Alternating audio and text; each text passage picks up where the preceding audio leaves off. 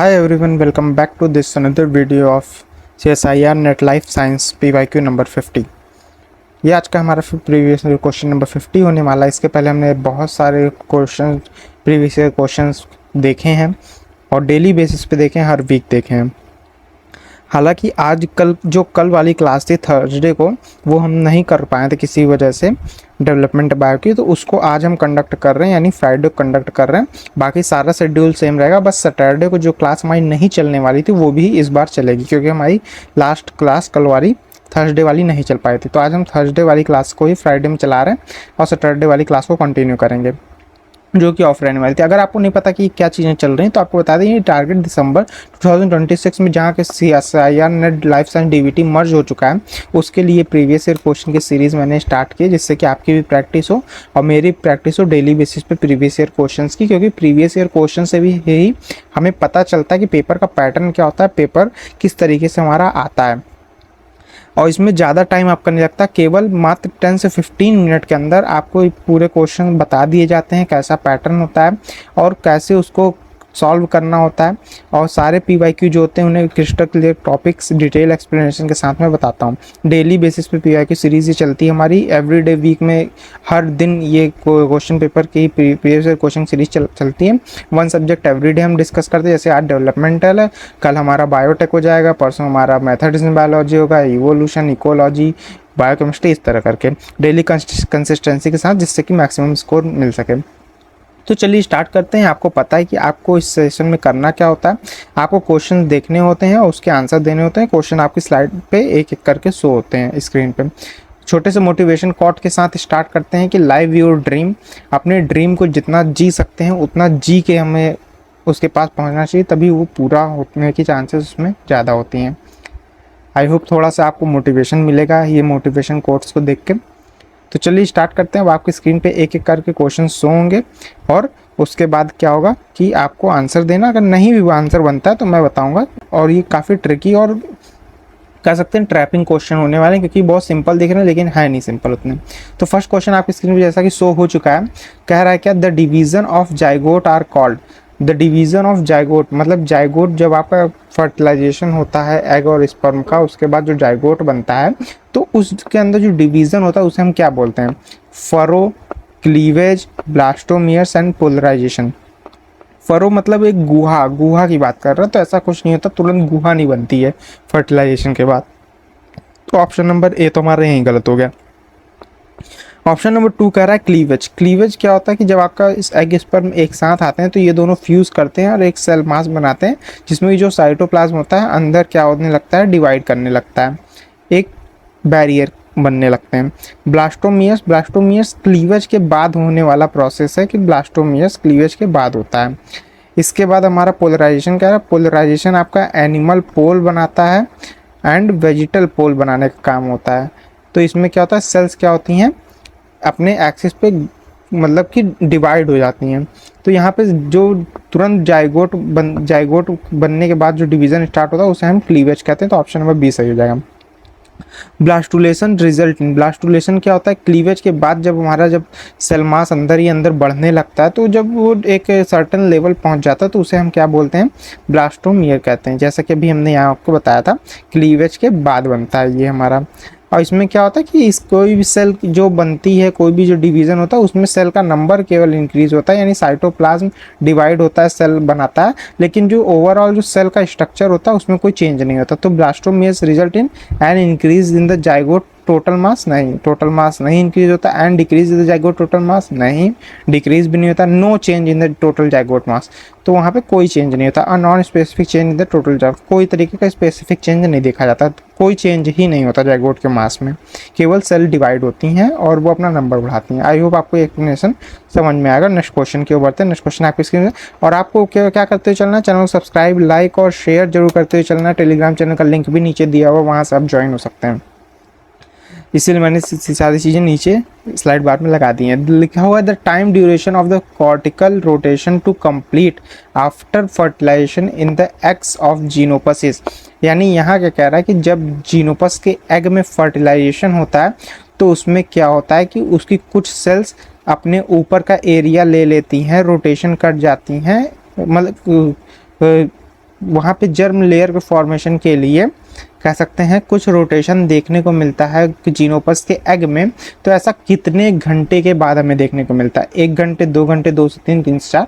तो बात करें सही ऑप्शन की तो ऑप्शन नंबर ए सही होगा कि 1 घंटे के बाद तुरंत कोशिकाएं शिफ्ट होने लगती हैं, सेल्स शिफ्ट होने लगती हैं अपने एक्सिस पे, या फिर थोड़ा सा रोटेशन देखने को मिलता है। The inner blastomeres of a blastula are connected by, यानी जो आपका इनर ब्लास्टोमियर्स होते हैं, यानी ये आपका क्लीवेज हुआ, सबसे पहले आपका फर्टिलाइजेशन हुआ, देन क्लीवेज हुआ, क्लीवेज के बाद हमें देखने को मिल रहा है कि ब्लास्टुला बना। और ब्लास्टुला में क्या होता है कि ये जो आपका एक सेल बॉडी होती है, या कहते हैं ब्लास्टुला जो होता है, इसमें क्या होता है कि आपका ये जो इनर सेल की, मतलब यहाँ पे जो आपको सेल्स दिख रही हैं वॉल पे, जिसे कि हम क्या बोलते हैं यहाँ पे, ब्लास्टोमियर्स बोलते हैं, ब्लास्टोमियर्स कहते हैं। तो इसमें क्या कह रहा है कि ये जो सेल्स एक दूसरे से कनेक्ट है ना, ये जो सेल्स ऐसे करके एक दूसरे से, इस तरह करके जो सेल्स कनेक्ट हैं एक दूसरे से, वो किसके थ्रू कनेक्ट हैं? इनर सेल मास के अंदर, यानी जो इनर साइड में सेल्स बची हैं वो किसके थ्रू कनेक्ट हैं? तो यहाँ gap junction, desmosomes, extra cellular matrix, actin filament. Gap junction की बात करें तो ये ऑप्शन हमारा सही है। यहाँ पे सेल्स के, दोनों सेल्स के बीच में क्या होता है, एक जंक्शन जैसा कुछ बन जाता है, जिससे क्या होता है कि सेल एक दूसरे के साथ कनेक्ट रहती हैं और बाकी सारे जो भी तरीके के सिग्नल्स होते हैं उनको ट्रांसफ़र करती है, न्यूट्रिशन को ट्रांसफ़र करती है। तो यहाँ पे गैप जंक्शन का ये वर्क होता है, जिससे कि इनर ब्लास्टोमियर्स कनेक्ट होते हैं। डेस्मोमियर्स बात करें तो डेस्मोमियर्स नहीं होगा इसका आंसर। एक्स्ट्रा सेलुलर मैट्रिक्स नहीं होगा, क्योंकि ये आपके जो आउटर लेयर होती है उसको कनेक्ट करने का काम करता है। एक्टिन फिलामेंट, ये सेल के अंदर के फिलामेंट्स होते हैं, जिसे कि स्केलेटल फिलामेंट भी कहते हैं, तो ये इसमें आ जाएगा। तो यहाँ पे सबसे सही आंसर हमारा गैप जंक्शन होगा, ऑप्शन नंबर ए। तो आई होप आपको ये भी एक्सप्लेनेशन समझ में आएगा। नेक्स्ट क्वेश्चन की ओर बढ़ते हैं। नेक्स्ट क्वेश्चन भी आपके स्क्रीन पे करके शो होंगे, उसका भी आपको जवाब देना है। क्वेश्चन शो हो गया है आपके, the outer layer blastomeres of blastula are connected by. अब यहाँ फर्टिलाइजेशन, क्लीवेज, ब्लास्टुला। अब ब्लास्टुला में भी आपका क्या था कि एक इनर सेल मास था जो कि आपका गैप जंक्शन के थ्रू सेल था, कनेक्टेड थी। अब एक जो सेल आउटर मैट्रिक्स साइड पे हैं, यानी आउटर साइड पे हैं, ये जो आपको ये वाली दिख रही सेल्स, ये सारी जो सेल्स हैं, इसमें क्या होगा कि ये किस चीज़ से एक दूसरे से कनेक्ट रहती हैं? ये आउटर लेयर की सेल हो गई, यानी आउटर लेयर की, ये इनर लेयर की थी। तो ये आउटर लेयर की जो आपको ये सेल्स दिख रही हैं ना, ये किसके थ्रू कनेक्ट हैं, ये पूछ रहा है आपसे। तो ये जो सेल्स होती हैं, ये जो आउटर लेयर की सेल्स होती हैं, ये आपकी किसके थ्रू कनेक्ट होती हैं? ये आपके टाइट जंक्शन इनका नाम होता है। ये टाइट जंक्शन के थ्रू क्या होती हैं, कनेक्ट होती हैं। इसके अलावा बात करें तो इनर वाली किसके थ्रू थी, गैप जंक्शन के थ्रू। ये वाला हमारा टाइट जंक्शन के थ्रू कनेक्ट होंगे। तो यहाँ पे आपको आउटर लेयर और इनर लेयर को ध्यान से देखना है। आउटर में टाइट, इनर में गैप। एक्स्ट्रा सेलुलर मैट्रिक्स तो पार्ट हो गया सेल का। एक्टिन फिलामेंट फिर से स्केलेटल फिलामेंट सेल के अंदर का, तो ये भी नहीं होगा। अब सेकंड नेक्स्ट क्वेश्चन पूछ रहा, अब ब्लास्टुला कंप्राइजेज ऑफ, एक जो ब्लास्टुला यहाँ पे आपका ये बना हुआ है, इसके अंदर क्या क्या चीज़ें होती हैं? 2 लेयर होती हैं, 3 लेयर होती हैं, हॉलो मास ऑफ सेल होता है, 3 लेयर ऑफ विदाउट कैविटी होती है। बहुत से बच्चे इसमें डी ऑप्शन में जाएंगे कि 3 लेयर्स होती है बिना किसी कैविटी के, तो ऑप्शन नंबर ये भी गलत हो जाएगा। 2 लेयर जैसी कोई चीज़ें नहीं, 3 लेयर भी नहीं पाई जाती हैं। यहाँ पे हॉलो मास ऑफ सेल्स हमें देखने को मिलता है। यहाँ पे आप देख सकते हैं, यहाँ पे कुछ एरिया खाली आपको मिल रहा है ब्लास्टुला में, तो इसी में क्या होता है, हॉलो मास ऑफ सेल यहाँ बनने लगता है ब्लास्टुला में। आपका गैस्ट्रुलेशन की बात करें तो यहाँ पे आपके जो सेल्स होती हैं कुछ इस तरीके का एरिया फॉर्म कर लेती हैं और ऑर्गन की तरफ बढ़ने लगती हैं जर्म लेयर के फॉर्मेशन के बाद। तो यहाँ बोला gastrulation in result in structure with, यानी गैस्ट्रुलेशन में हमें क्या देखने को मिलता है? 2 layer, 3 layer and cavity, a mass of cells, 3 layer without a cavity. 3 layer without a cavity नहीं, यहाँ पे हमें कैविटी इस जगह पे देखने को मिलने लगती है। 2 लेयर जैसी भी कोई चीज़ नहीं होती। 3 लेयर एंड कैविटी, 3 लेयर यहाँ पे देखने को मिलने लगती हैं, यानी आपकी एक्टोडर्म, मीसोडर्म एंड एंडोडर्म, यानी ये वाली लेयर। तो यहाँ पे एक्टोडर्म हमें देखने को मिलने लगता है, एक्टोडर्म यहाँ देखने को मिलने लगता है, यहाँ से हमें मीसोडर्म देखने को मिलने लगता है, और यहाँ से हमें क्या मिलने लगता है, एंडोडर्म देखने को मिलने लगता है। तो ये सारी चीज़ें फॉर्मेशन होने लगती हैं। यहाँ पे ऑप्शन नंबर हमारा बी वाला सही होगा, जिसमें कि 3 लेयर एंड कैविटी बनने लगती है। आई थिंक ये हमारा लास्ट क्वेश्चन था। आपको क्या करना है, आपको चैनल को सब्सक्राइब करना है ज़रूर से ज़रूर, अगर आपकी थोड़ी सी भी हेल्प इस चैनल से मिल रही है तो। यही हमारे सपोर्ट का कारण होता है, यही हमारे मोटिवेशन का कारण होता है कि आपके लिए डेली वीडियो आ जाती हैं। लाइक करना है वीडियो को, जिससे कि आपको और दूसरी वीडियो भी देखने को मिले। शेयर करना अपने फ्रेंड्स के साथ, ताकि वो भी थोड़ा देख सके, उनको भी कुछ चीज़ें आने लगें और उनकी भी हेल्प हो। यहाँ पे मेरे सारे नोट्स मिलते हैं टेलीग्राम ग्रुप में। एमएससी के नोट्स मेरे जितने हैं, बीएससी के नोट्स जितने हैं, और जितने भी मेरे हैंड रिटन नोट्स होते हैं, सारे पीडीएफ जितने होते हैं मेरे टॉपिक के, तो वो सारे आपको इस टेलीग्राम चैनल पे मिल जाएंगे। यहाँ पे ज़रूर से ज़रूर ज्वाइन हो जाएगा। ये टेलीग्राम का लिंक दिया हुआ है, प्राइवेट चैनल है, आप भेज देंगे तो मैं एक्सेप्ट कर लूँगा रिक्वेस्ट आपकी। तो आई थिंक ये हमारा लास्ट क्वेश्चन था। एक बार चेकआउट कर लेते हैं ये लास्ट क्वेश्चन था कि नहीं था। हाँ तो अच्छा नहीं, ये एक और क्वेश्चन, 2 क्वेश्चन और थे हमारे। यहाँ बोल रहा है, ये सेक्शन सी के क्वेश्चन है कि यहाँ क्या कह रहा है, the mid ब्लास्टुलर transition is a phenomena that is triggered bye.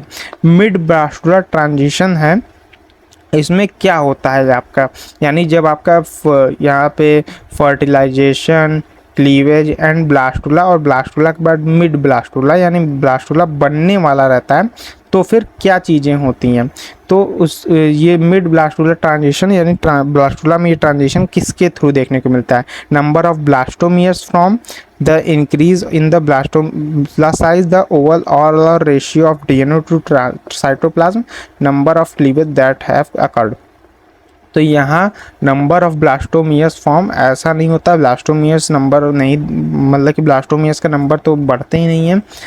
Increase in the blastula size, blastula का साइज भी नहीं बढ़ता है। तो ऑप्शन नंबर ए भी गलत हो जाएगा। See the overall ratio of the DNA to cytoplasm, DNA to cytoplasm कह रहा है, यानी जो ओवरऑल रेशियो जो होता है यहाँ पे क्लीवेज के अंदर जो हमें डीएनए का रेशियो देखने को मिलता है, उसका रेशियो बढ़ने लगता है ब्लास्टुला आते आते तक, और साइटोप्लाज्म में कन्वर्ट होने लगता है, या फिर साइटोप्लाज्म का एरिया डिवाइड होने लगता है, सेल्स बनने लगती हैं। तो ऑप्शन नंबर सी सही होगा। Number of cleavage that have occurred, ऐसा नहीं है क्लीवेज पहले हो चुका होता है। तो ऑप्शन नंबर सी यहाँ सही होगा। नेक्स्ट क्वेश्चन कह रहा है, the initiation of the cavity formed in the blastula is by, यानी कैविटी का जो इनिशिएशन होता है ब्लास्टुला में किसके थ्रू होता है। मॉर्फोजेनिक मूवमेंट, ऐसा नहीं होता है। Influx of sodium, influx of sodium into the spaces between blastomeres from the outside. ठीक है, यहाँ कह रहा है कि जहाँ पे जो हमारा ब्लास्टुला बना था उसमें सोडियम आने लगता है दूसरे आउटर इन्वायरमेंट से। Increase pressure in the outer layer of cell, ऐसा नहीं होता है, आउटर लेयर ऑफ सेल किसी तरीके का प्रेशर नहीं रहती। आउटफ्लो ऑफ सोडियम, यहाँ पे आउटफ्लो की बात कर रहा है, from blastula to into the surrounding, यानी यहाँ से सोडियम बाहर जाने लगता है। तो यहाँ 2 कंडीशन दे रहा है कि सोडियम एक तो पहली बात अंदर आने लगता है, यानी अगर सिंपल डायग्राम बना है तो ये आपका ब्लास्टुला है, तो यहाँ पे सोडियम एक कंडीशन में अंदर आ रहा है और दूसरे कंडीशन में क्या हो रहा है, सोडियम आपका क्या हो रहा है, बाहर निकल रहा है। तो ये वाली कंडीशन तो हमें देखने को नहीं मिलती है। जब सोडियम अंदर आता है, सोडियम का इन्फ्लक्स होता है ब्लास्टोमियर्स में और आउटसाइड इन्वायरमेंट से, तभी हमारा क्या होता है, ब्लास्टुला का फॉर्मेशन रहता है, यानी सोडियम का अंदर आना जरूरी है। तो ऑप्शन नंबर बी हमारा सही माना जाएगा। Influx of sodium into the spaces between blastomeres from the outside. I hope आपको ये एक्सप्लेनेशन समझ में आया होगा। ये हमारा लास्ट क्वेश्चन था सेक्शन सी का। इसके बाद कोई क्वेश्चन नहीं है। आपको पता है, मैंने आपको बताया क्या क्या करना है। और सब्सक्राइब, वीडियो को लाइक एंड चैनल को सब्सक्राइब करना है, अपने दोस्तों के साथ आपको शेयर भी करना है। और टेलीग्राम ग्रुप का लिंक मैंने दे दिया है, तो आप वहां से ज्वाइन हो सकते हैं। At the end subscribe and like जरूर करना है। तो मिलते हैं नेक्स्ट वीडियो में नए टॉपिक के साथ। आज के लिए इतना ही। थैंक यू आप सभी को यहाँ तक जुड़े रहने के लिए। चैनल को सब्सक्राइब करते हुए जाइएगा, जिससे कि आपको कल की वीडियो मिलती रहे और PYQ डेली आप बेसिस पे लगा पाएँ। तो मिलते हैं कल की वीडियो में नए टॉपिक के साथ। तब तक सभी को गुड बाय एंड सभी को टेक केयर।